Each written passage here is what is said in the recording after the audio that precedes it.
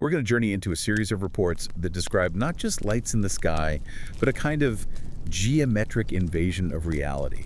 We're talking about massive, silent craft that defy physics. But it's more than just that. These sightings, they're synchronized with something else. Yeah, a complete technological failure, a breakdown of time itself. And then perhaps the most chilling part, a systematic, almost surgical removal of any proof that it ever happened. It's like a ghost that leaves a very specific kind of echo. Exactly. So our mission today, it's very specific. We're moving beyond just, a simple UFO sighting. We're hunting for a pattern, a signature of deliberate action. Action, not just presence. Right.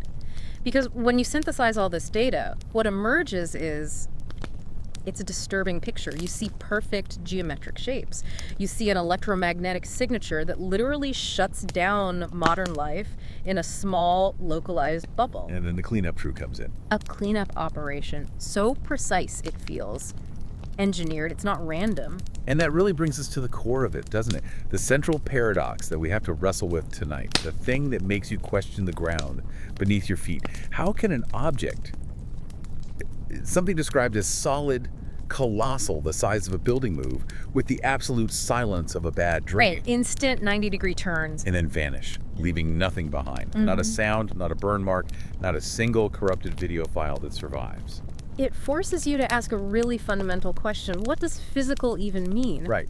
If a massive object can sit there in our atmosphere but not interact with it, no sound, no friction, no drag, it suggests it's not flying through space. That's what? It's warping the space around it. It's creating its own little bubble of physics. A bubble where our rules don't apply. And the fact that this field simultaneously makes clocks skip and memories go blank, that implies a level of technological sophistication that goes way beyond just propulsion. It's a technology of perception, a technology of reality itself. And that's where the real story begins. Okay, let's start there. Let's pull up a log to this fire and begin with the accounts themselves. We need to paint a picture of what these things look like as they just tear a hole in our sky.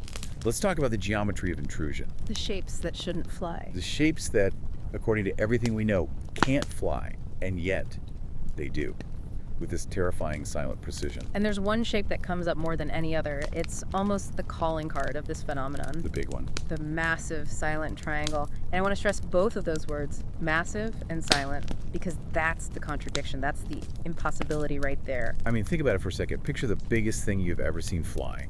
A 747, an Airbus A380. Just a monster of engineering. Right, a huge, dense, heavy structure. And to get that thing off the ground, to move it through the air, the engines have to generate this unbelievable amount of force. Thousands and thousands of pounds of thrust. And what comes with that? Noise, a deafening roar, turbulence. You are violently forcing the air to get out of the way. It screams in protest. You feel it in your chest when one flies over. Exactly. Now, hold that thought, and let's go to the report from the railpath witness. This person is on a bike, late at night, under a bridge, and their story is just a masterclass in building dread. Start small. Always does. They had their headphones off, they're just noticing the little things, the normal night sounds. Crickets, the distant hum of the highway, maybe a dog barking down the street. The texture of a normal night. Yeah. And then the texture starts to change, the sound. It starts to thin out. That's so creepy. Not that it gets loud, but that it gets less. The witness says the usual city hum got thinner, then the light under the underpass seemed too steady, and then the detail. The dog. The dog bark cut out mid-bark. It wasn't just quiet. It's like someone hit a mute button on the world, an active filtering of sound. It sets the stage. It's the universe telling you to look up. And when they did, the visual was, well, terrifying because of its sheer scale. They describe a triangular shadow the size of 3 houses just sitting there, right above the tree line. A shadow, so it wasn't lit up. No, and this is crucial, it wasn't reflective. The witness says it was matte darkness, a cutout placed against the sky. A cutout? Oh, that's good. That's really good. Imagine that. You're not seeing an object so much as you're seeing an absence. A perfect geometric hole in the stars. A void in the shape of a triangle. That implies something so absolutely so alien. But the way it moved is what really breaks your brain. Slow, right? Unbelievably slow. The quote is, it was drifting like a page sailing down in slow motion. Drifting, not flying. That's the word they used. And that's where the physics just goes out the window. Explain that. Why is a slow drift so impossible? To keep a massive, heavy, rigid object hanging in the air like that, moving that slowly, you need constant, powerful forces. You need lift to fight gravity. You need thrust to fight drag. You're in a constant battle with the atmosphere. And that battle is noisy. Always. Yet these things, these huge craft, they just float in absolute silence, as if they have zero mass, zero inertia. Like they aren't even really there? Or as if the air isn't there for them. They drift, they pause, they hang there in perfect formation without a single whisper of propulsion. But it's not always a gentle drift, is it? Sometimes the movement is violent, instantaneous. Well, absolutely. And that brings us to the Sebastopol witness. This account just blows any idea of passive floating out of the water. This one starts similarly, though. 3 steady white lights. A perfect triangle gliding silently over a field. The witness does what any of us would do. They pull the car over to watch. And then the show starts. And this craft demonstrates a kind of total mastery over movement. It pulls off 2 impossible maneuvers, one right after the other. The rotation. First, the entire shape rotates 90 degrees, flat. Okay, unpack that. What does flat mean here? It means it didn't bank like a plane, it didn't curve or turn. The whole object pivoted on its central axis perfectly level while staying in the exact same spot. Like a pinwheel on a board. A perfect analogy. And then, without any warning, no sense of acceleration, no preparatory movement at all, it just goes. Correct. In an impossibly vertical ascent. Gone. In an instant. Let's stick with that rotation for a second. In aerospace, if you try to turn any rigid body, you're fighting inertia. Immense forces. So to pivot a 200-foot long solid object like that, the stress would be incredible. The G forces would be insane. You're absolutely right. Any conventional aircraft would be torn to pieces. The pilot, if there was one, would be instantly crushed. But this thing did it silently. The silence is the key. It suggests the object is inside a bubble, a localized field that cancels out its own mass relative to the world around it. So it's moving like something in a vacuum. But it's right here in our dense, pressurized atmosphere. It's why so many witnesses use the same language. They say it felt not mechanical. Like an animation glitch. Yes, or just wrong. It's a deep gut-level sense of wrongness because it defies the fundamental rules of motion we learn as toddlers. That feeling of wrongness seems to be the one consistent thread. We see Dana with the Dunkey witness, right? We do. And this account adds another layer. It links the physical object to a kind of internal operational system. Another triangle. Another triangle, hovering over rooftops. 3 white lights at the points. But this one had a central pulsing red glow. Okay. And here's the detail that becomes incredibly important later on. The witness noticed the 3 white lights blinked in sequence. Not randomly. Not at all. A highly specific 1, 2, 3 pattern. It did it twice, and then the whole thing just moved away. Silently, of course. A controlled sequence, like it's running a diagnostic or communicating something. It suggests an intelligence system. And the reason that's so important is that this very specific, very private detail, it comes back to haunt the witness later on. The men in black. It suggests that whatever this thing is, it's either being watched very closely, Yeah. or it is the one doing the watching. Okay, so we have these matte black impossible triangles. Let's shift gears now. Let's move from solid geometry to phenomena that are described less as craft and more as pure controlled energy. The luminous intruders. Ovals, spheres, and these absolutely bizarre, perfect columns of light. And we have to be really clear here. These are not just swamp gas or atmospheric tricks. The reports confirm that these lights are often a mask, a cloak. There's something solid inside the glow. There is. And the lineman witness gives us the absolute clearest proof of this. It's an incredible story. This is the guy up in a bucket truck, right? During a storm. A severe storm. He's up there, and he sees this pale, oval patch of light so big it's eating entire constellations. Just a big glow in the stormy sky. Exactly. But then lightning strikes, a huge bolt. And it lights up the whole sky. For a split second, it acts like a giant camera flash, and in that flash, he saw it, the thing inside the glow. What did he see? He described a silhouette with straight edges and big flattish sections like the side of a hangar. He estimated it was at least 200 feet across. Wow. So the light is a shield, a form of camouflage. It confirms we're dealing with massive, solid engineering, not just a ball of plasma. It's a chilling idea, isn't it? A colossal object hiding in plain sight, disguised as light itself. Only revealed by an act of God, a bolt of light. We also see the light itself take on these impossible, perfect forms. The ocean surveyor witness, This person saw an orange-white sphere. Where was this? Low over the water, maybe 10, 20 feet up. And this sphere, it demonstrated this instant perfect control over its own shape. What did it do? It pulsed. Then it elongated vertically into a perfect column of light, and then, just as quickly, it condensed right back into a sphere. All in one smooth motion. A smooth, deliberate motion, according to the report. The transformation was geometrically perfect. It suggests total, absolute control over the energy field that's creating the light. Which brings us to the columnar phenomenon. And for me, this is maybe the most unnerving display of all. It's just so unnatural. I agree. The Kansas highway witness drove towards a vertical column of pale blue light. It was shining straight down from the sky into a cornfield. Now let's just talk about the physics of a beam of light for a second. Right. Light diffuses. It spreads out, especially in a humid environment or if there's dust or mist in the air. A flashlight beam makes a cone, not a cylinder. But that's not what this witness saw. Not at all. They said this column was narrower, solid looking somehow, and it didn't flicker or spread out. Weirdly perfect. That's the quote. This isn't a spotlight. This is something else. This suggests the light, the energy, is being actively contained, constrained by some kind of invisible force field, disciplining it into a solid, perfect shape. A tube of light. Essentially, yes. And the trail camera witness gives us proof that this tube has mobility, and maybe intent. The wildlife camera. Exactly. It was set up to watch for deer or whatever. But instead, between 2:07 a.m. and 2:31 a.m., it repeatedly captures this column of light descending.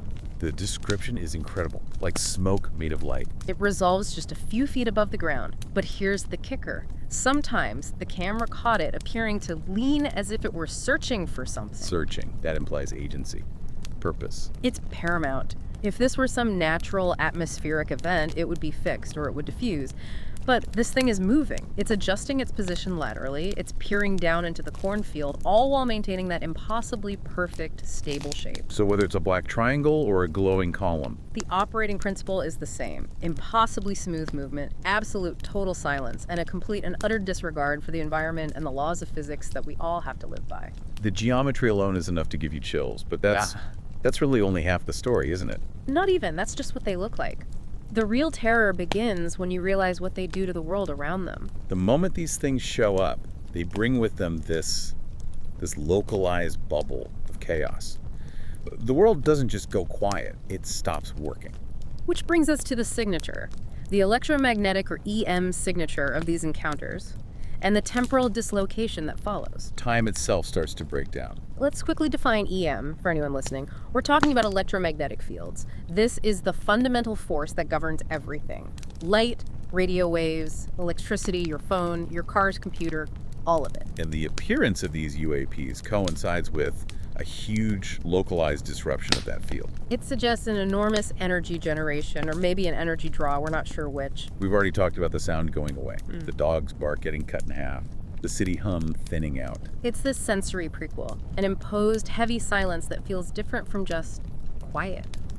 The railpath witness said when it was over, the low hum snapped off, like a switch being flipped. But the lineman witness account, Yeah. that's where the physical interaction is just undeniable. It's the most extreme example because they were right there, next to high voltage power lines.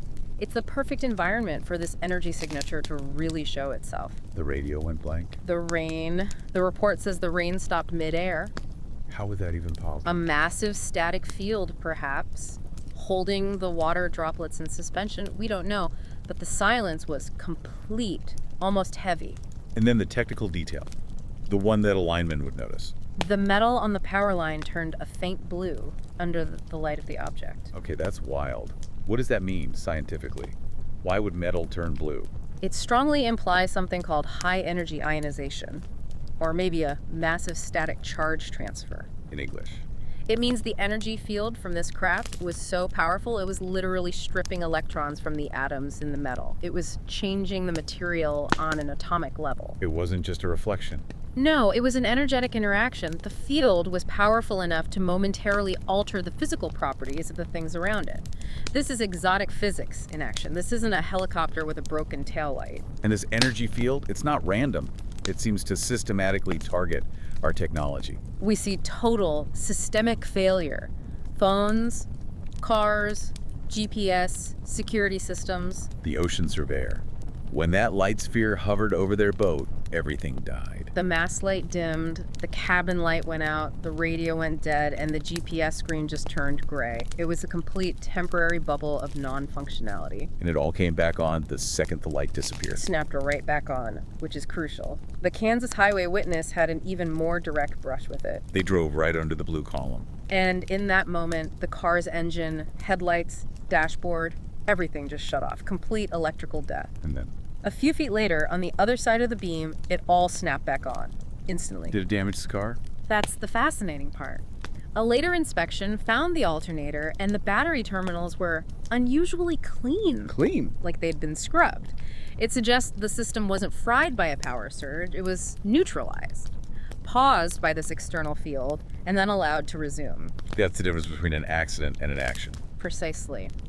If this were a huge electromagnetic pulse, an EMP, you'd expect widespread, permanent damage, fried components. But this is clean, it's temporary, and it's incredibly The localized. subdivision witness saw that too. All the streetlights on their block flickered once in perfect unison. And their own phone screen dimmed when they raised it to try and film the oval glow they were seeing. It's like the phenomenon is aware of being recorded and actively interferes. It confirms it's operating in a precise energy bubble, and this bubble, it affects people too, physiologically. The air of wrongness. It's a real measurable thing. The ocean surveyor felt a weird pressure in their ears. The hiker in the Niagara Gorge felt a low hum coming from underground, and a static charge that made their hair stand on end. We're talking about a large, powerful energy field that you can feel in your bones. A pocket of altered reality. And if it can alter the reality of your car's engine, what can it do to your perception of time? And that's where this goes from unsettling to genuinely terrifying. Because if you can't trust electricity, that's one thing. But if you can't trust the clock on the wall, then everything falls apart. The manipulation of time itself, the clock discrepancies are one of the most consistent and bizarre parts of these reports. It suggests that inside this high EM bubble, time is warped, or lost, or maybe just paused. Let's go back to the Sebastopol witness. Yeah. The one who saw the triangle rotate and shoot upwards. Right. They stopped their car for what felt like maybe 1 or 2 minutes, just to watch. But when they looked at their clock, The car clock had jumped from 12.32 a.m. to 12.58 a.m., a 26-minute gap. Gone. 26 minutes just vanished. But here's where it gets even weirder. Their phone clock, which has a different power source and syncs with GPS, it showed 12:40 a.m. So the two clocks disagreed. Massively. And that discrepancy is so important Why? because it rules out a simple power failure. If the car's power just cut out, the clock might reset to 12.0 or just stop for it to jump forward by a specific large amount that suggests something else. A system glitch on reboot? That's one possibility. Or something far more profound. That the car's internal clock actually experienced a period of accelerated time relative to the outside world. And the phone, on a separate system, experienced a different temporal effect. Different devices, different time slips, all in the same event. It's localized, differential temporal effects, it's mind-bending. The Kansas Highway witness had a smaller jump, but it was still there. Yep. The car clock jumped ahead 3 minutes when the power came back on. And later, when they got to a store, they checked their dash clock against the store's clock. There was a 10-minute difference that hadn't been there before. These aren't just random errors. They're coordinated, localized gaps in time. But the most disturbing evidence of this isn't a broken clock, it's missing memory. It's missing subjective experience. The classic high strangeness hallmark. Absolutely. The Laurel Hollow witness, the hiker. His watch jumped from 12.46 a.m. to 10.04 a.m. Hours. He lost hours. And he had no memory of that time at all. He described the feeling of time as elastic, like a rubber band pulled and let go. That's a terrifying description. The runner near the San Marcos River had a similar, shorter gap. He lost almost 12 minutes on his smartwatch timer. He had no memory of stopping, no memory of slowing down. The time just evaporated from his life. That's the difference between your clock being wrong and you being wrong. Your consciousness was just put on hold. Screened out from that duration. And we actually have objective technical proof of this. It's not just a feeling. The trail camera again. The trail camera witness, Rosa. While the human witnesses were losing minutes or hours, her second camera caught a much smaller but very precise anomaly. What did it find? The timestamp on the images it took was off by exactly 9 seconds between the first picture of the light column and the last one, even though the camera's internal clock should have been perfectly consistent. A 9-second hiccup in reality, caught on tape. So we're not just talking about some advanced engine. We're talking about a technology that can isolate a physical space, a car, a person, a camera, and have it exist outside the normal flow of time for a measurable period. It breaks the one promise reality is supposed to make to us. That time moves forward at the same speed for everyone. The consistency of these reports, from car clocks to smartwatches to memory loss to camera logs, it's overwhelming. It all points to the same thing. A localized, controlled manipulation of time itself, managed by the energy field of the UAP. Okay, so the pattern just keeps getting stranger. Yeah. And more illogical.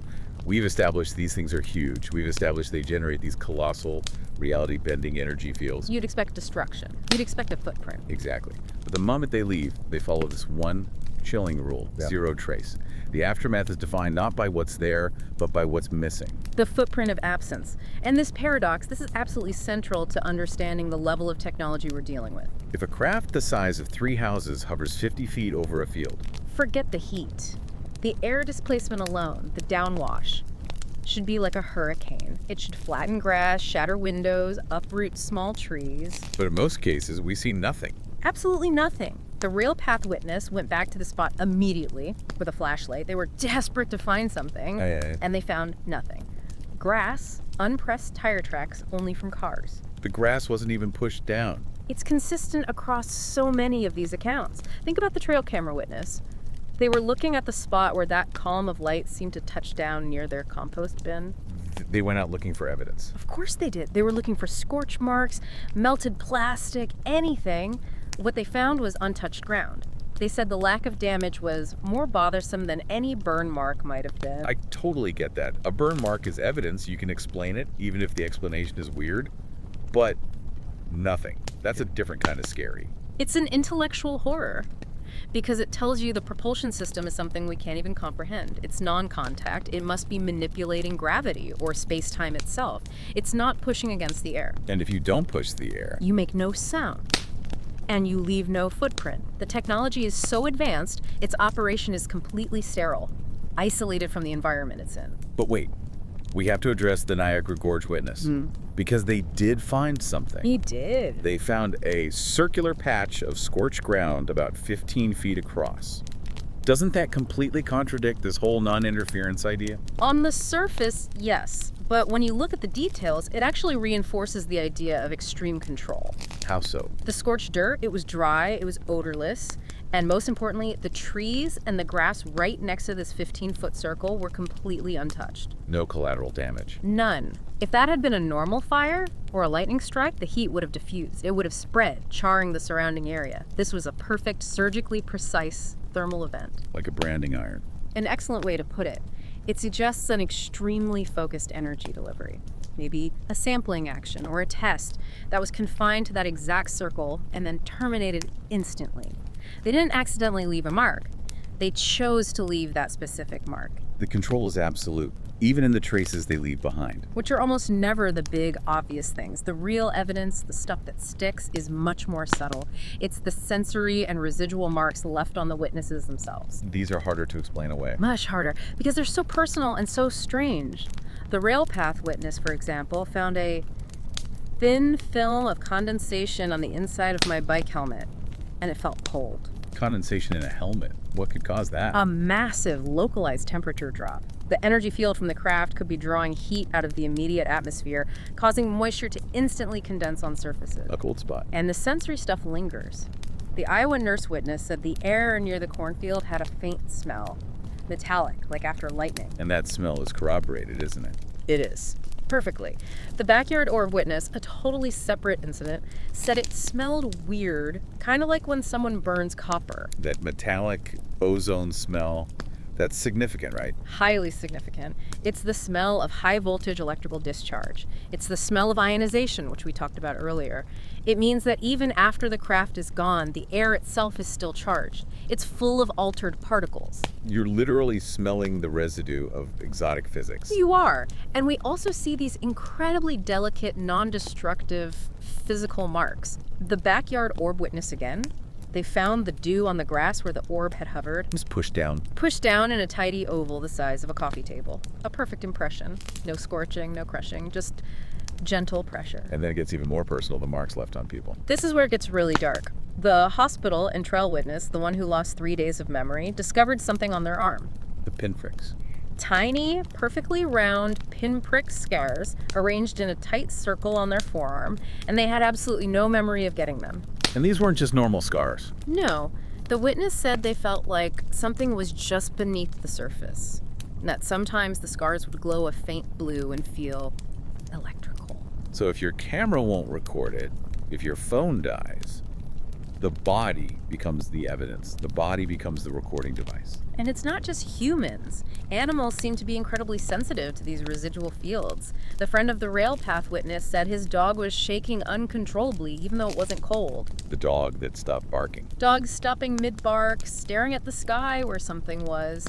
It suggests they're perceiving frequencies or fields that are totally outside our normal sensory range, maybe ultra-low frequencies that we just feel as a weird pressure or a low hum. And finally, the most geometric trace of all. The ocean surveyor. After the sphere left, they found 3 small impressions in the soil, round, maybe an inch deep, spaced evenly apart like the points of a triangle. The signature shape, imprinted on the earth. Exactly. The pattern of evidence that survives is always minimal, it's precise, and it's often imprinted directly on a biological subject or the ground right underneath, not as a messy byproduct of heat and force. So if the UAPs themselves demonstrate this mastery over physics and time, the aftermath demonstrates mastery over something else entirely. Information control. This is the final act of the play. It moves from a physical event to a coordinated campaign of psychological warfare and evidence destruction. And we have to be clear, this isn't just your files getting corrupted by accident. This is systematic, it's targeted. It is an intelligent, purposeful action designed to ensure that the event stays in the realm of anecdote. The phenomenon actively fights being documented. It actively erases its own history. Let's start with the backyard orb witness and his neighbor, Mark, who got it on video. He filmed it. He had proof. For a little while, the video clip of the orb, it just vanished. The files on his phone and on his cloud backup became 0 bytes, or just empty rectangles. What does that mean, 0 bytes? It's the key. When a file gets corrupted normally, you still have fragments of data, junk code. But when a file is converted to 0 bytes, the file name is still there, but the operating system reports its size as nothing. The container is there, but it's empty. And for that to happen on the phone and the cloud backup at the same time. Is next to impossible by accident. It suggests a high-power field or a remote external command actively targeted that specific data and just nullified it, wiped it clean. The witness said the data behaved like a living thing, appearing and disappearing by whim. The trail camera witness had the same kind of catastrophic failure. Yep, the footage of the light column was corrupted. The tech at the store said the system wouldn't read the file, even though you could still see the low-resolution thumbnail images. You could see the proof, but you couldn't access it. And then the whole device just died. The tablet crashed completely, erasing the entire SD card. Wiped. The ability to target one specific file or one specific segment of a security log while leaving everything else untouched, that's an incredible level of precision. It's data-aware technology. The Sebastopol witness saw their camera app just crash, the recording never saved. The subdivision witness looked at their security logs and found a perfect black rectangle, a column of nothing, right where the strange car had been. The phenomenon literally creates a digital hole in reality. Well, why? Why go to all this trouble? If you have this godlike technology, why bother with the cleanup? That is the most important question, because it tells you they are not indifferent to being observed. They care? They care a lot. The goal is verification denial. The goal is to isolate the witness. They actively delete the objective proof, ensuring the only thing left is the subjective human memory, which is so easily dismissed as a dream or a mistake or a lie. They leave you alone with your impossible story. And that's when the other part of the cleanup crew shows up. The men in black.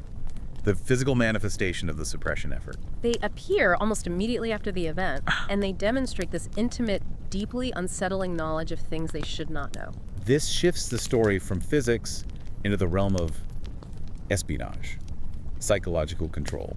They are coordinated, they are precise, and they are masters of intimidation. Let's start with the mini mart clerk. This is classic slow burn horror. The black sedan. A silent black sedan just idling in the parking lot for hours. Then it rolls away with no visible driver. We'll come back to that. We will. And after it leaves, a man in a perfectly crisp black suit appears. He walks in and he hands the clerk a business card. And a cart.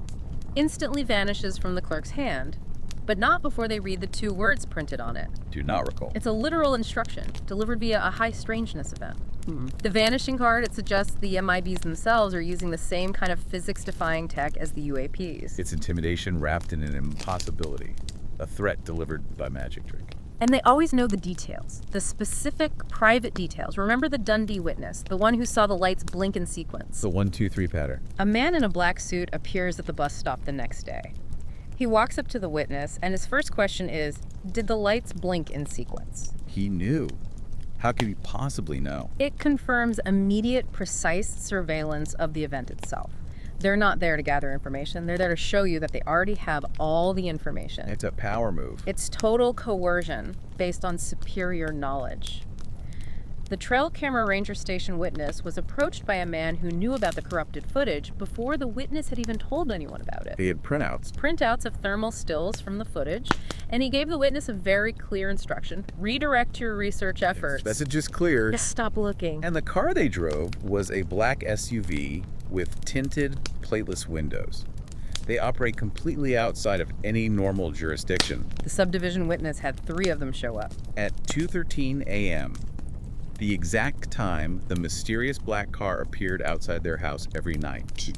They knocked on the door and asked to review the original file. And when asked if they were police, they said they were not law enforcement in the familiar sense. The entire pattern of suppression, it's not about violence. It's about creating maximum psychological isolation. It's about making you doubt your own sanity. They show you they're always watching, they know what you saw, and their goal is to make sure you never report it, to make sure you destroy the data yourself. They turn the event into this private, terrifying glitch in your life that you're too afraid to ever share. Which brings us full circle to that one final chilling connection. Their transportation. The black sedan in the mini mart clerk story. It rolled forward and backward with no visible driver. The same silent, non-conventional operation as the UAPs themselves. So what are they? Are the men in black human agents using some kind of secret advanced technology? Or are they part of the phenomenon itself? Are they just another form it takes, another tool in the box, capable of using the same physics? The silent movement, the instant appearance, the temporal weirdness of a vanishing card. If the UAPs can manipulate EM fields and time, and the MIBs show up demonstrating those same abilities, then the whole cycle, the impossible sighting, the technological shutdown, the evidence erasure, and the intimidating follow-up, it's all one coherent system. A system designed to observe, to intrude, and then to instantly and completely erase its own tracks. We have gone deep today, and we've moved so far beyond just talking about blurry lights. We have established a clear, repeatable pattern of impossible events. We have silent, geometric craft that move in ways that violate inertia. We have synchronized technological failure EM fields that cause clocks to jump and engines to die. And we have a systematic, almost intelligent suppression effort. Files that delete themselves, and coordinated human-like figures who show up to ensure the silence is kept. The unifying theme through all of it is precision. Deliberate, controlled action that momentarily pauses or rewrites the laws of physics in one small area. Only to scrub the scene clean immediately after. And for you, listening to this, what these accounts really show is that to understand this, you have to learn to notice not just the presence of the strange, but the absence of the normal. The total, shocking silence where there should be noise. The missing minutes on your watch. The perfectly unpressed grass where the building-sized object just was. And that leads us to the final thought we have to leave you with. If these coordinated events and the suppression efforts that follow are real, then what does it mean that the only evidence that reliably survives is human trauma and human memory? And how do we learn to trust the pattern, this pattern repeated in hundreds of separate lives, when the source material itself actively resists being recorded by any objective means. Memory. It's so often dismissed as the most unreliable evidence we have. But in these cases, it may be the only medium that these sources can't completely or consistently erase. The survival of that shared memory, of that geometric pattern, even when the hard drives are wiped and the files are 0 bytes, it forces you to question everything. Thank you for joining us on this deep dive into the coordinated silence. We'll be here next time. Keep an eye on the sky.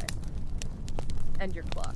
Just for a bit. For a bit, yeah. Forget the redacted government files, the blurry pictures. We are not talking about, classified prototypes in the cold light of day. No, this isn't that kind of analysis. Tonight, we're stepping into the shadows. We are pulling up a chair right next to this fire, and we're opening up decades of reports that, frankly, categorize something far more terrifying than just an unknown aircraft. Right. We're categorizing types of visitation.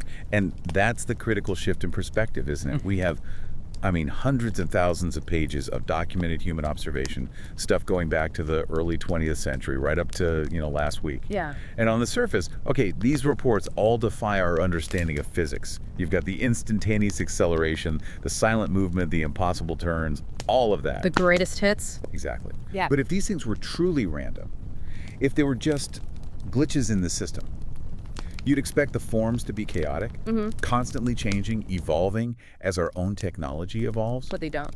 They don't. And that is the detail that truly chills me, the consistency.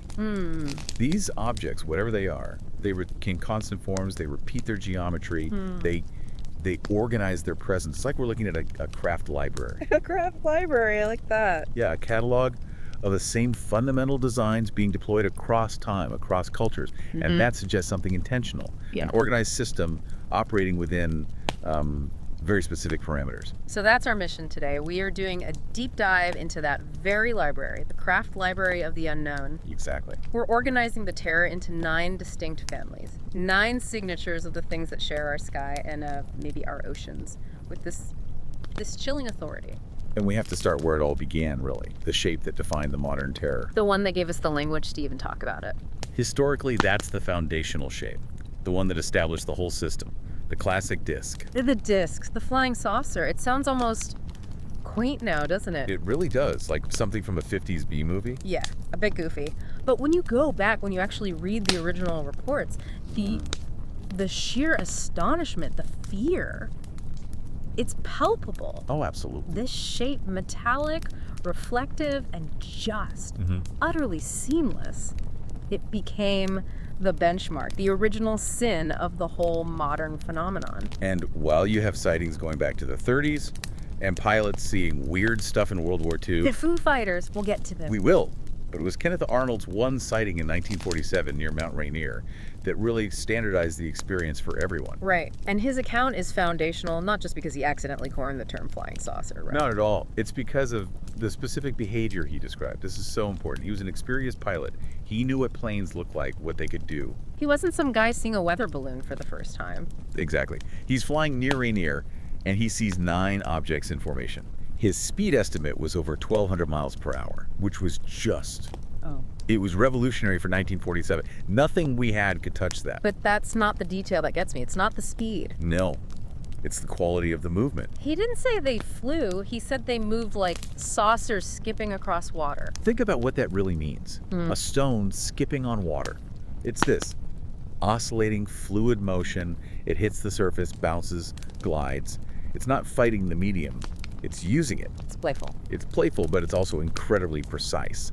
It defied every principle of aerodynamics we knew. Our planes fight drag, they need lift, they have to bank and struggle to turn. Right. These things were just moving with this absolute calculated control, but seemingly without any effort, as if inertia was just a suggestion they chose to ignore. And the descriptions of the objects themselves, they feed right into that, don't they? Seamless, polished metal. Like chrome or highly polished aluminum. No rivets, no seams, no visible engine, no exhaust, and critically, no sound. And if you're a pilot in 1947, looking at your own plane, Your plane is a monument to compromise, right? It's all gaps and joints and struggling You're parts. constantly fighting the air. And then you see this thing, this pure, cold geometry that just ignores all the rules. It's very, function is alien because it ignores the constraints that define everything you know about flight. And that's where the technological terror really begins. It's not just, oh, a weird light. It's, oh, a machine that does the impossible. Yeah. And then you get into the pilot accounts from the early Cold War, the late 40s, the 50s. It gets even worse. We start getting reports of these discs pacing military aircraft. Flying alongside them? Imagine being in your cockpit. You're flying the most advanced thing humanity has ever built. Yeah. And this thing shows up. It's maybe the size of a big transport plane. And it executes a perfect right-angle turn without banking.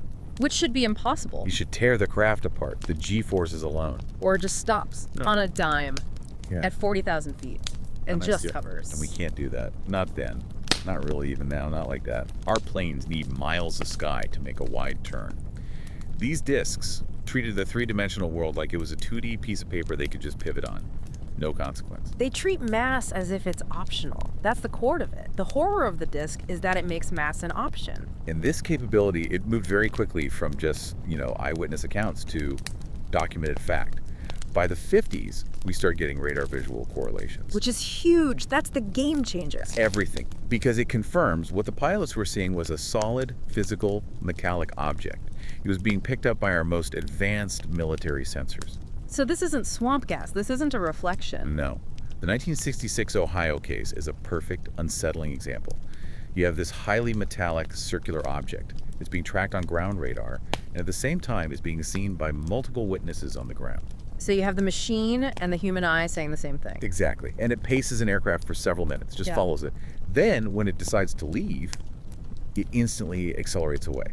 And the radar track just vanishes. Gone. Okay, now why is that detail so crucial, the vanishing part? Because a normal aircraft, or even a missile, it doesn't just vanish from radar. It fades. It gets smaller and weaker on the screen as it moves out of range or loses altitude. Right, it's a gradual process. It is. For a radar track to just blink out instantly, it implies one of two terrifying things. Either its acceleration was so extreme that it exceeded the radar sampling rate, it moved too fast for the machine to even register the change, or it has a technology that can instantly manipulate its own electromagnetic signature. It can just turn itself invisible to radar at will. Both of those are terrifying. They are. The data proves the threat is solid, it's metallic, and it moves with this cold, deliberate purpose that just ignores the laws of inertia and drag that we rely on for our security, for our predictions. The disk basically established a template for everything that followed then. Silence, stability, and that gravity-defying instant acceleration. It's the blueprint.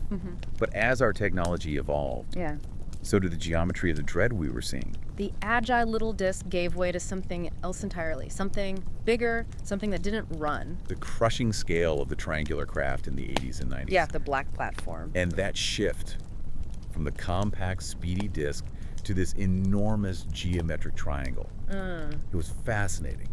It signals a change in tactics. How so? It's a move from, say, quick reconnaissance and evasion towards something far more imposing. This is vast, deliberate observation. This is an assertion of presence. You weren't hiding anymore. Not at all. These craft were structured. They were described as a dark wedge or a delta shape. And the size estimates, they're larger than commercial airliners. Some reports put them at the size of a football field. This is the part of the story that always feels like a quiet invasion. You're not looking up at some little dot zipping around. You're standing on your lawn, and a vast black structure is gliding over your house, barely above the trees. And the horror of that narrative, it hinges on one single impossible detail. The suppression of sound. The complete and total suppression of sound. Something that massive, it should roar, it should vibrate in your chest, it should shake the windows of your house. It should be deafening. But these triangles were utterly, profoundly silent. And scientifically, that is just. It's so deeply disturbing. Break that down. Why is the silence so impossible? Okay, so if you have an object the size of, say, an Airbus A380, and it's moving slowly at low altitude, the sheer physical displacement of air should be immense. The wind is pushing out of the way. Exactly. The downwash, the aerodynamic stress, just generate a huge amount of noise. The fact that they generate almost none suggests the propulsion system that. Yeah. It's not pushing against the air. It's moving through it somehow differently. Or it's eliminating air displacement entirely. Maybe it even neutralizes the local effects of gravity and inertia around it, Yeah. so it just glides. The silence becomes a weapon. It's a tool of menace. It's sensory deprivation. It's telling you, I am so advanced, I don't even need to announce myself with sound. You'll only know I am here when I blot out the stars. Which is exactly what happened during the Belgian wave, from 1989 to 1990. A textbook case. You have thousands of witnesses over months, multiple sightings, and many of these were police officers, trained observers. Right. And they're all documenting this vast dark wedge. It typically had 3 bright corner lights and a central red glow. And as it passes right over you, it just erases the night sky. An immense, silent, black platform. It's asserting its authority over the environment, and it's doing it at a snail's pace. And that scale, that slowness, it suggests endurance, patience. These things move methodically. Sometimes they just hold a position over a town for minutes or move deliberately along highways, along human landmarks. Like they're mapping out territory, or just long-term surveillance. Feels very stable, very utilitarian, almost industrial in its design. It's built for long-duration presence. The military intercept they tried in Belgium, that proves the slowness was a choice, right? It wasn't a limitation. Oh, absolutely. That is the smoking gun of the Belgian wave. Yeah. The Belgian Air Force scrambles F-16s. They get these things on their radar. So they get a lock. They get multiple lock-ons. And the radar data prove the truth. This slow-moving thing, which was just drifting along, suddenly executed instantaneous acceleration. Sudden, massive altitude changes. It went from a slow drift to speeds far beyond the F-16s in a blink. So it is just playing possum. Completely. Its true capacity for speed was held in reserve. It only used it when the fighter jets became a potential physical threat. It's a vast, silent sentinel. It's capable of incredible speed, but it chooses to just hang there, watching. It moves through the sky like it already owns the place, and it's just making its rounds. And that methodical control, that was seen again in the U.S., wasn't it? The Illinois case in 2000? The St. Clair County sighting, yes. The police corridor sightings. This is crucial because it wasn't some remote rural event. This was a massive, silent, geometric craft moving methodically along a highway corridor. And seen by multiple police officers. From different towns, different jurisdictions, all communicating in real time over their radios, describing the same object.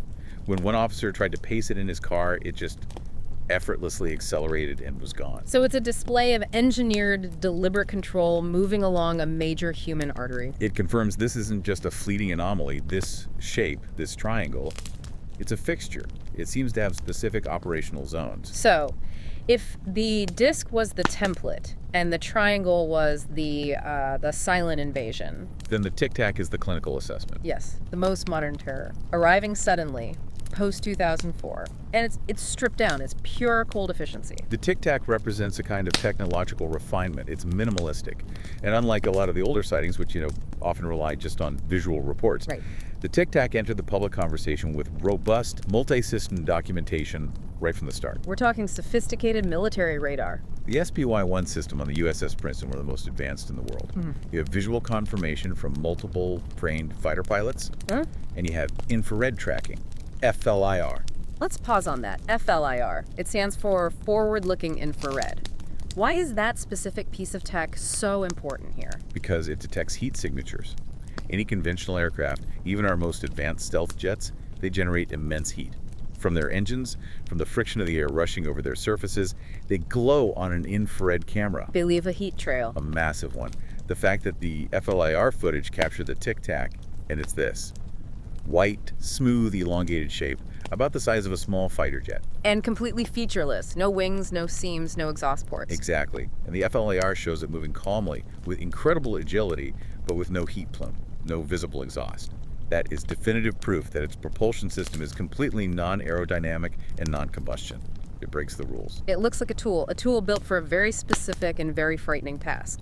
And its behavior is now defined forever by that 2004 Nimitz encounter. Commander David Fraser's account is. It's the chilling story of pure function meeting a human opponent. So set the scene. The craft was first detected hovering over a disturbance in the ocean, right? A massive patch of white water. The pilots described it as looking like the water was boiling or like something very large was just under the surface. This hints at that transmedium capability we'll talk about later. It's coming from the water. Potentially. So Fravor takes his FA-18 down to investigate. And the tic-tac. It doesn't run. It doesn't flee. It reacts. It reacts intelligently. It ascends rapidly, mirroring his descent, rising to meet him. That's a key detail. It was aware. It knew it was being tracked, and it wasn't scared. It demonstrated absolute terrifying superiority. Fravor described this dogfight where he tried to get on its tail. He cut across the circle to try and get behind it. And as he did, The instantaneous leap. it accelerated instantly, vanished from his sight, from his radar in less than a second. Gone. And the data, later, the data showed where it went. Which is maybe the most shocking part of the whole encounter. It reappeared 60 miles away.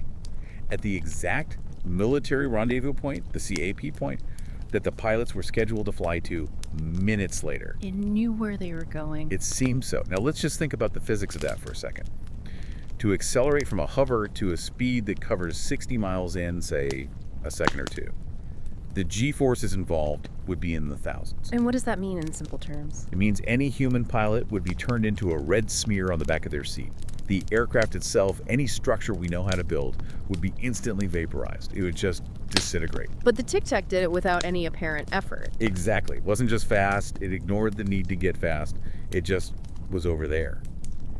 It's the purest example we have of a technology that operates as if reality is a set of optional guidelines. And that disturbed water, that boiling patch it was hovering over, that feels like a clue. A huge one. This cold clinical capsule isn't just limited to our air, it has a home in the deep. It's connected to the deep. Which pulls us right into our next category, where the phenomenon gets more evasive, more fluid. We move from these structured vehicles to something more like pure surveillance. Right. We're now moving from what appear to be vehicles to, perhaps, the tools those vehicles deploy. The probes.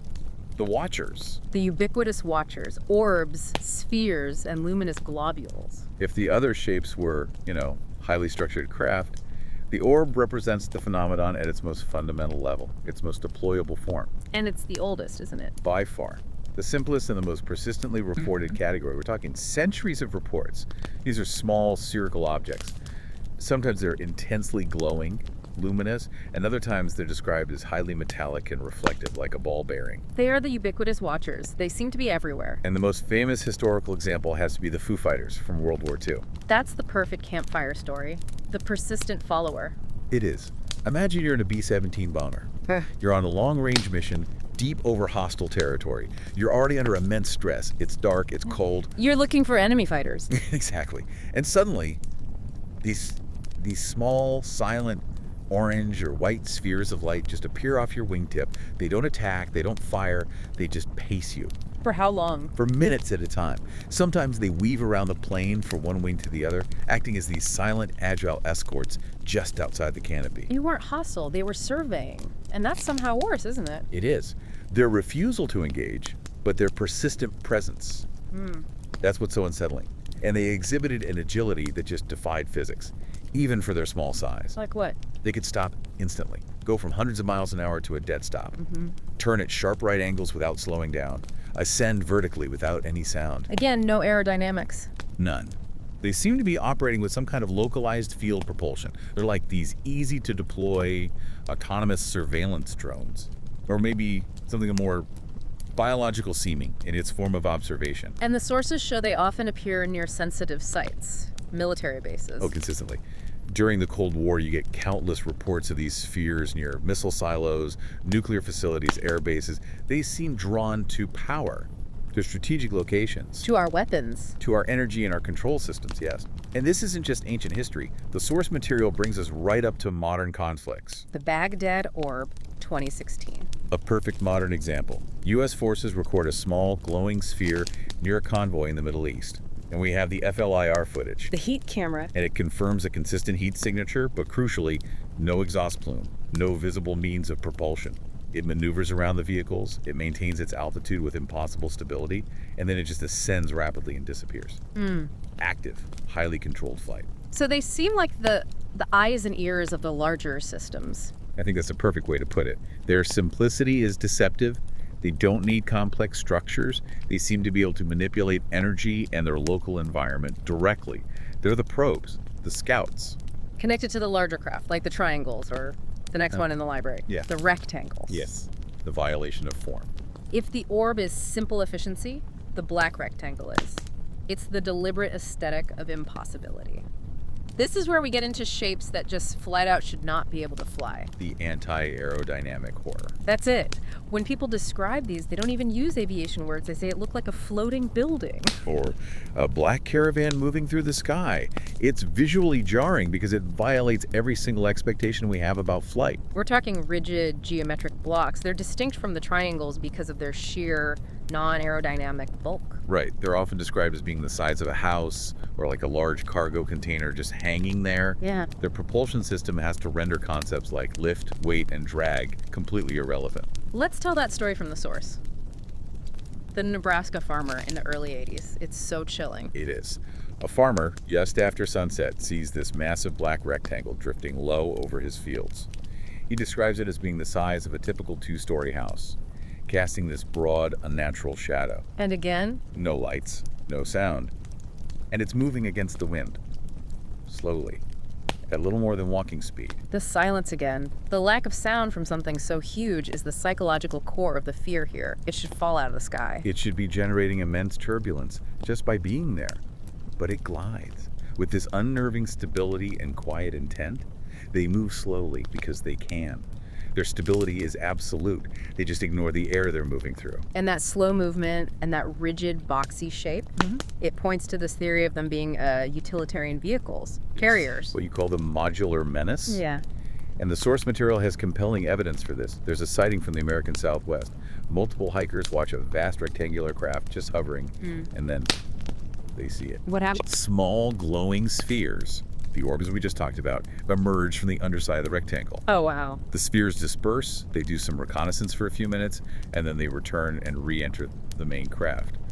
And then the rectangle ascends vertically and vanishes. So it's a mothership. The rectangle is a carrier. It's a functional industrial structure. It's not built for speed, it's built for stability and deployment. Precisely. It suggests a hierarchy. An organized fleet. The structure is built for control. It's almost industrial in its design. It completely challenges our assumptions about what a vehicle designed for long-duration flight and deploying smaller systems should even look like. It's engineered control applied to the most unlikely, ugliest shape you can imagine. It's pure function over form. Which brings us to the forms that have no fixed function at all. This is where human classification just completely breaks down. This is where the real psychological horror starts. The unstable identity. We are talking about matter that does not obey the rules of being solid.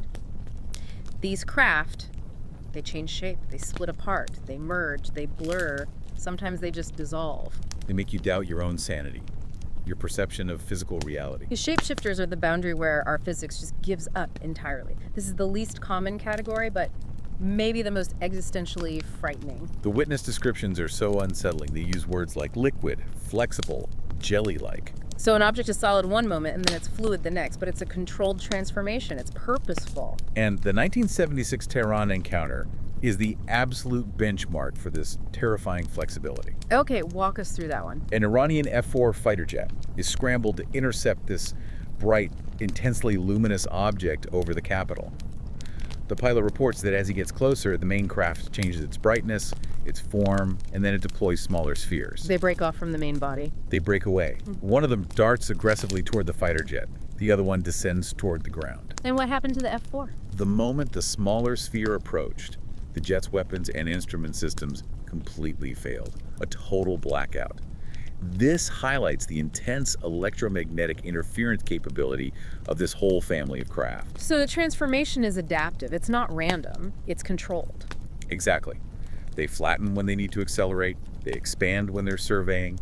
They divide into smaller units to deploy subsystems. The Chilean sighting from the 2000s showed this too, right? A perfect example of that adaptability. An oval shape is seen climbing. It then flattens into a classic disc. It emits two lights, probably orbs, and then it elongates slightly before shooting up in a vertical ascent. The form is flexible. The form is adaptive. Which points to the ultimate technical question. How? What are we even looking at? I mean, what does that imply? It suggests they can manipulate their own physical density or their electromagnetic profile. They might be operating between our conventional states of matter. They're not just solid. They're something else. It's technology behaving like biology. Flexible, adaptable, constantly changing its surface, but with instantaneous mechanical control. It shows us that this phenomenon isn't one thing. It's not one fixed design. It's a vast, adaptable system of technologies that refuses to be contained by geometry or predictable engineering. We move from structure to liquid, terrifying flexibility. And now, Yeah. we shift from just observing them at a distance to active, close-range interaction. This is where it gets personal. This is where the unknown leaves physical, tangible effects on our environment, on our machines, and chillingly on our bodies. The atmosphere changes now from observation to confrontation. All right, let's pull the blankets a little tighter for this one. This story. It's from November 1957, Loveland, Texas. A classic case. The sky was cold, the night was dark, the lonely highways that webbed the Texas panhandle were mostly empty. We start with a young farm worker, Pedro Salado. He's driving late. He's alone. Imagine the scene. Pedro's heading down this dark farm road, just the sputter of his old truck engine, his headlights cutting through this vast, empty darkness. And then he sees it.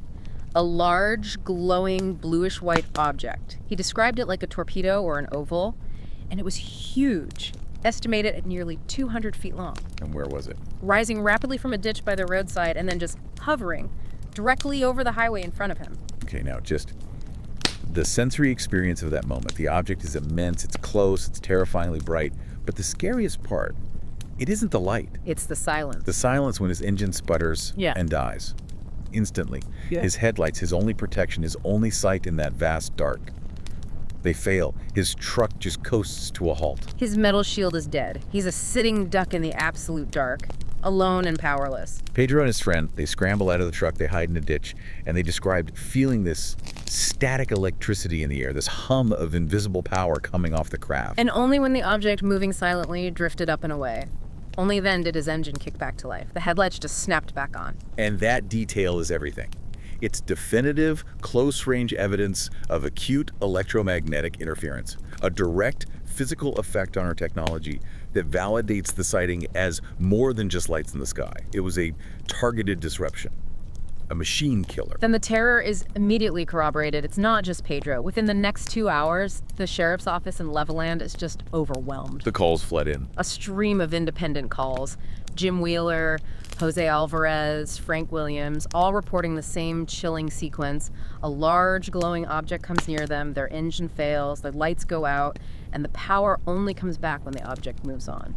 The sheriff, Sheriff Clem, he drove out himself and saw a large flash of light hovering over a highway intersection. The sheer consistency of these reports across a wide area from multiple independent people, it's devastating to any conventional explanation. Project Blue Book, of course, they tried. They blamed ball lightning, maybe swamp gas. But how can ball lightning be 200 feet long? And how can it repeatedly disable multiple vehicles miles apart and move with such obvious intentional control?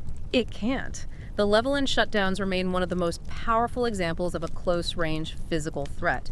It invalidates our sense of security just by turning off our technology. From the dark highways of Texas, we now go to the deep, silent realm that covers over 70% of our planet. Unidentified submersible objects, USOs. And the horror here is the simple realization that the phenomenon isn't limited to the air.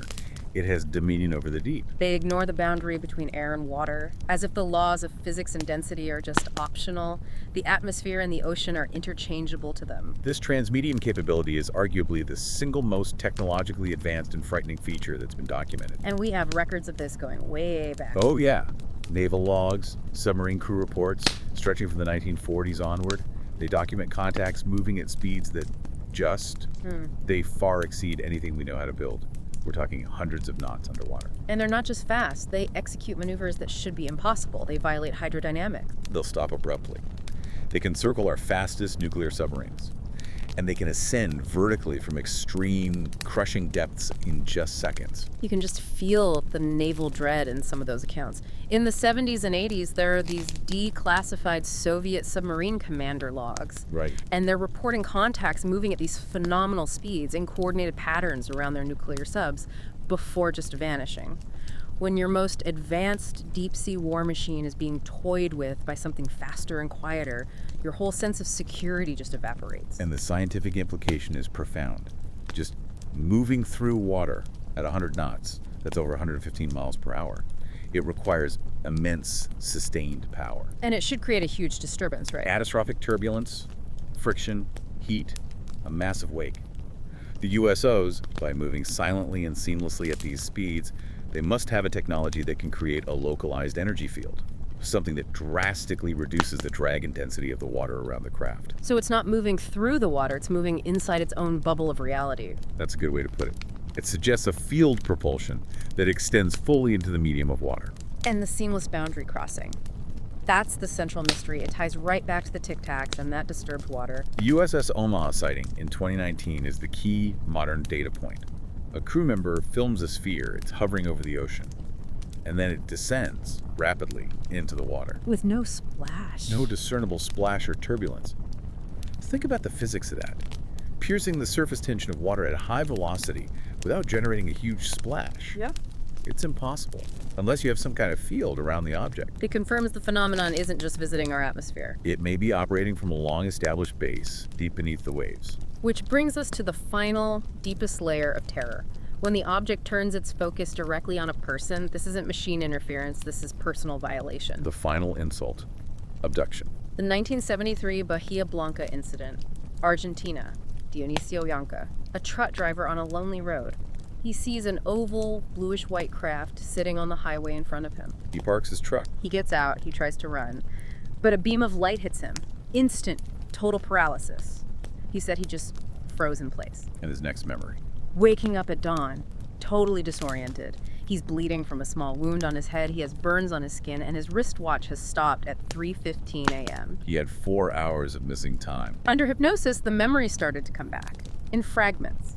Lying on a cold metallic table, surrounded by pale, large-eyed figures, they communicated without speaking. And the key detail is the clinical nature of it. It wasn't hostile. It was methodical. An examination. A study. His body was cataloged like a specimen. They pricked his finger for a blood sample. The fear is just rooted in that helplessness, the loss of control over your own body. And crucially, there was physical evidence. The burns, the stopwatch, the head injury. The Argentine Air Force Intelligence Service took the case very seriously because of it. His body was the proof. So, if the abduction is the physical violation, the men in black are the psychological horror that follows. The cleanup crew. This connects back to Gray Barker's reports from the 50s and 60s. These unsettling figures, designed to suppress the evidence. The flat voices, the weird, almost inhuman mannerisms, and the unnerving knowledge they had. They knew the exact time, the direction, the hidden notes of the witnesses. Like the incident with the photographer Paul Henderson and his Polaroid of a UFO. Yes. The final dread delivered by the MIB is the erasure of your reality. They aren't just threatening you, they're threatening your memory, your proof. They tell the witness the photo will just fade like it was nothing important. And sometimes it does. The unlocked filing cabinets, the missing notes, it's the systematic removal of your experience. The phenomenon doesn't just visit, it monitors and, it seems, it controls its own documentation. The story is no longer yours alone. Which is a terrifying thought. And it leads us to our last section, the unresolved haunting. The cases that prove our technology, our science, is consistently outmatched. We conclude by looking at the sheer audacity of the phenomenon, how it operates right in our most secure environments. We have to start with the defiance of detection. O'Hare, 2006. The audacity of this case is just phenomenal. Think about the location. A silent metallic disc, maybe 20 or 30 feet wide, just hovering over Gate C-17 at O'Hare International Airport. One of the busiest, most monitored spots on Earth, in broad daylight, for 5 minutes. It's a direct challenge to our capabilities. You have numerous experienced witnesses, mechanics, pilots, baggage handlers, all with aviation training, and yet the system built to see everything. The radar, the air traffic control tower. They saw absolutely nothing. The network of sensors and protocols was blind until the object decided to leave, and it left a final, terrifying signature. The exit, it shot straight up, instantly, so fast it was impossible to track visually. And it punched a perfect, sharply defined circular hole through the overcast cloud layer. Witnesses said sunlight just streamed through it like a column. And that hole, that's not natural. That hole is a visual signature that completely defies meteorology. It's not a weather pattern. It shows a massive physical disturbance of the atmosphere, a high-energy transition that displaced air cleanly. It proves the physical reality and the massive power of the object, even though our radar failed. It chose the busiest airspace on Earth just to show us it was untouchable. Now contrast that modern audacity with the pure frustration from 50 years earlier, the 1952 Haneda case in Tokyo. This was during that massive wave of sightings over Washington, D.C. It was. Multiple radar stations in Japan track these targets. They move like nothing ever seen before. Yeah. So they scrambled the F-94 interceptors, the fastest, most advanced jets we had at the time. And the result? Total, utter frustration. For 90 minutes, the lights just danced away from them, effortlessly. These Top Gun pilots, trains that hunt MiGs, were chasing empty air. The object treated their most advanced interceptors like slow, clumsy toys in a game. So even back in the 50s, our military was already incapable of securing our own airspace from this. We throw our best at it, and it just plays with them. Which brings us to the end of the library. The shapes that defy categorization entirely. Plasma and hybrids. The unstable truth. This is where we see that the phenomenon isn't just one thing. It's a vast, adaptable system, and it blurs the line between a structured craft and pure energy. Like the plasma craft from the Hessdalen Valley in Norway. The Hessdalen study in the 80s gave us our best data. These aren't just quick flashes of light. These are luminous, controlled, cohesive balls of light that hold their shape and maneuver intelligently for long periods. So, structured but not entirely physical. Exactly. Scientific analysis suggests they're masses of highly ionized gas, or plasma, but their stability and controlled movement far exceed what natural plasma or ball lightning can do. They seem engineered. They interact with electromagnetic environments appearing near power lines. It hints at systems that can manipulate energy and matter at the same time. Intelligent energy. And that leads to the final, most complex category of all. The hybrids, the outliers. These are the ones that combine everything. The agility of a sphere, the structure of a disk, the energy of plasma, and they can transition between them. They are the spectrum of the phenomenon. The 1966 Brazilian sighting is a perfect example. An initial oval craft shifted its shape into a sharp square, then into a cigar.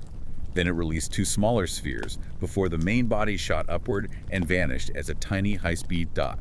So the existence of hybrids proves it.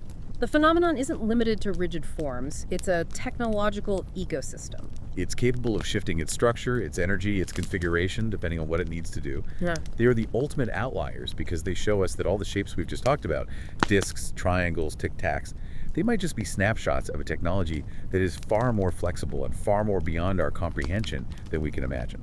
We have journeyed through 9 terrifying forms. The agile discs, the vast silent triangles, the clinical tic-tacs, the probing orbs, the anti-aerodynamic rectangles, the fluid shapeshifters, the masters of the deep, the engineered plasma, and the adaptable hybrids.